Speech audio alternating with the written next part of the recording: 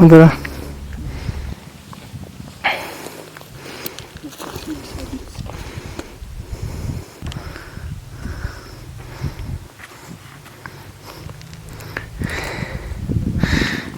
زه د پژواک خبري اژانس د ویډیو د برخې ډیرو درنو لیدونکو د مرکز ښرنې څخه تقریبا خواوشا 100 کیلومتره وړاندې د شکین ولسوالۍ اړوند سیمې ته راغلي یو.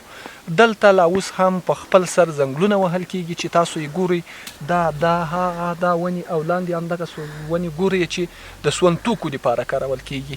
که چیرته د دې ځنګلونو خپلسري ونو مخنیوی ونسي نږدې 1 کال وړاندې به دغه سیمه نوره په خړه دښته باندې بدله سي او بیا به په دې سیمه کې هیڅ ځنګل لرونکې ونه پاتې نشي چې دا ملي شتمنۍ به مو له لاسه ورکړې وي. ولې تر اوسه پورې امنیتي ځواکونو د دې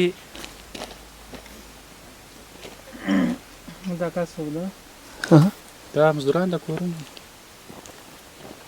مزدوران به ونه غږېږي صحیح دغه به وغږېږي ماما ورغلی